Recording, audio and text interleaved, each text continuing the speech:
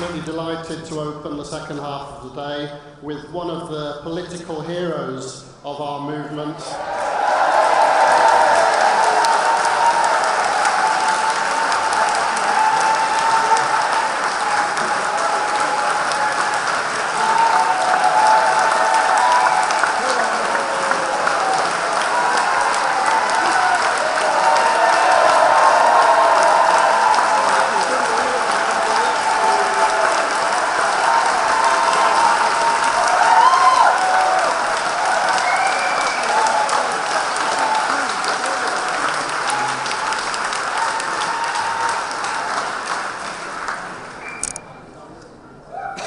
You're very kind.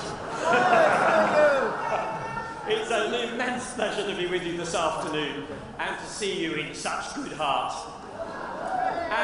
And also, because I'm conscious just looking around this room, even without my specs on, I can see reasonably well. I know I've seen lots of faces in here before when we were campaigning in Beaconsfield during the election. And I would like to thank you very much, all of you. I hope some of you have been thanked individually, but we don't even have a complete record of everybody who turned up. There were so many.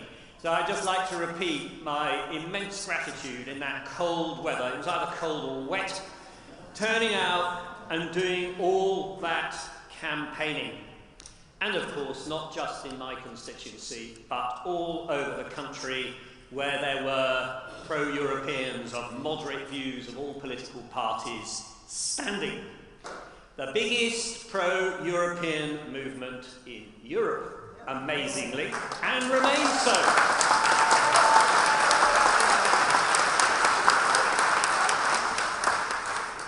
Now, I don't want to do too much of a post-mortem examination of the election because I'm not sure it's very productive, and I suspect you had some of that from Will Hutton and others this morning.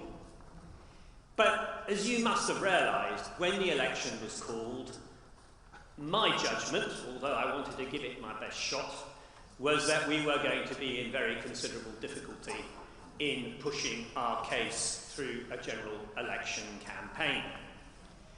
We have to recognise that we have been through several years of great uncertainty, and the electorate, many of whom don't spend all their time looking at these issues, tend to like certainty when it's presented to them, even if ultimately the certainty they're being offered is a mirage. But if you have a politician who is clever and able enough to convey that sense of certainty, he's likely to reap the benefits. Whereas in contrast, we have to accept that with the election coming, whereas previously we had been campaigning for the referendum, which I believe would have been very much in our national interest to hold, we were asking people to go for a further period of uncertainty, and moreover, for a further period of uncertainty in which the opposition party, which would have to play an important role in it, was unfortunately in an unelectable condition. And that was brought home so clearly on the doorstep, and I have to say to you as an ex-Conservative, it was also fairly obvious to me at other levels. And that is just one of those things. We have to live with the consequences of that having happened. But we shouldn't be depressed about what we achieved. As the election result showed in a cumulative vote terms, there is not the slightest sign that this country has suddenly shifted to believing that Brexit is in the national interest. Far from it. What struck me so forcefully in my own constituency, a very conservative place, was the number of people who simply said they felt constrained to vote Conservative as the lesser of two evils. And the lack of enthusiasm for the Brexit project is, I suspect, much more present today than it was even in 2016. Because in reality, the uncertainties that have followed mean that most people have very low expectations of what they are going to get through Brexit having taken place. That, unfortunately, you could argue, might be to the Prime Minister's advantage, because on the whole, low expectations of this Prime Minister are not necessarily entirely misplaced.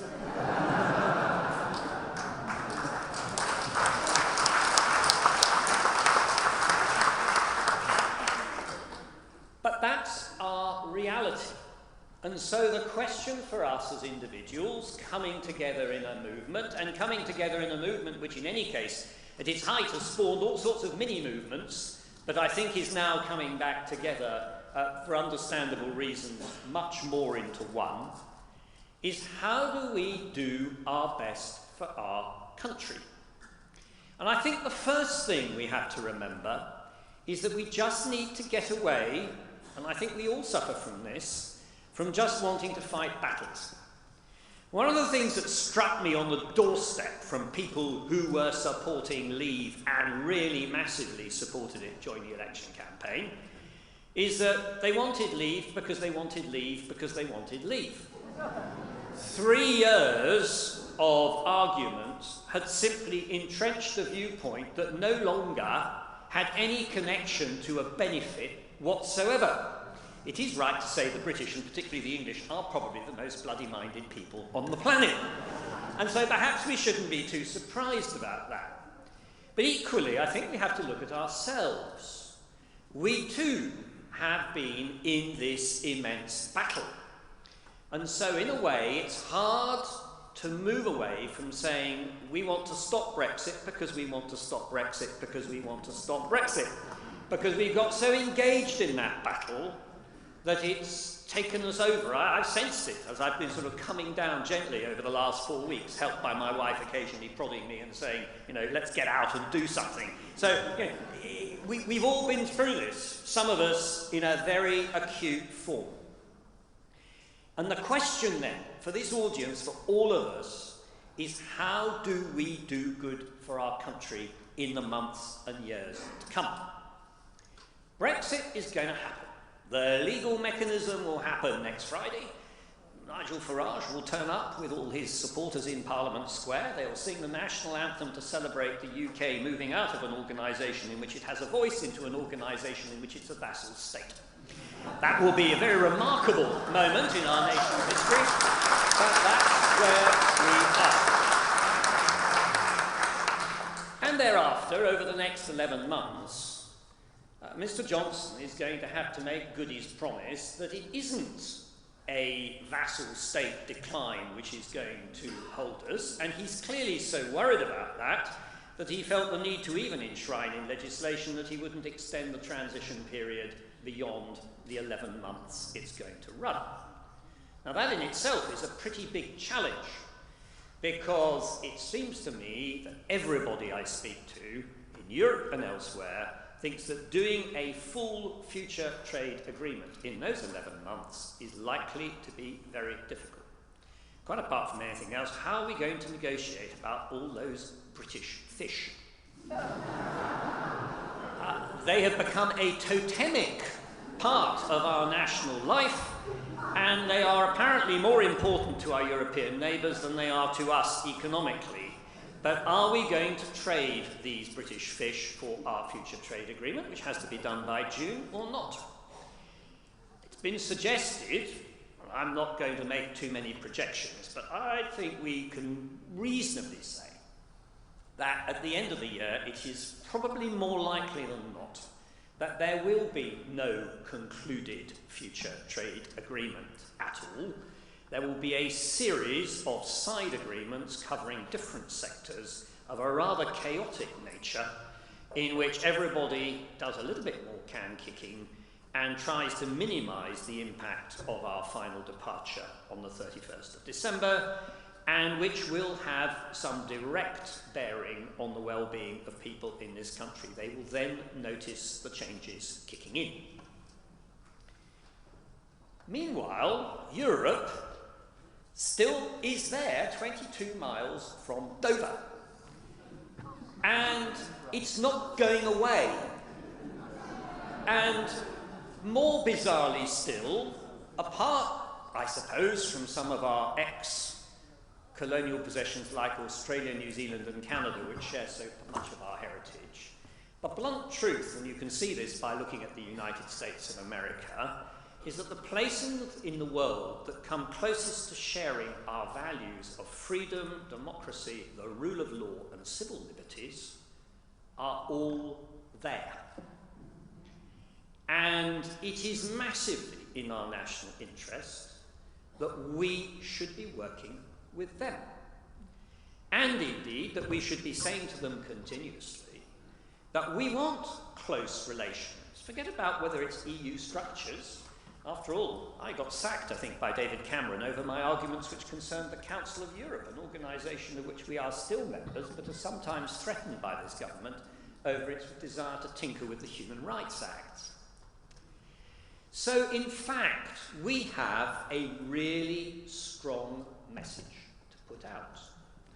We should be delivering it at every level, local, whether it's through twinning associations, delivering it in terms of links with sister parties on the European continent. Even my Conservative Party will be able to get away from its crazy links with a bunch of very strange people and actually probably revert to talking to the EPP again. And we should be saying, we want to talk, we want to engage, and if there are areas where we would like closer cooperation, we want to talk to you, and we will lobby for those at a Westminster level, both in the context of our European negotiations, but even when those negotiations are finished, when they are finished, we will still be arguing for building those links at every level we can when we think it's in the interest of people in our country that we should do so.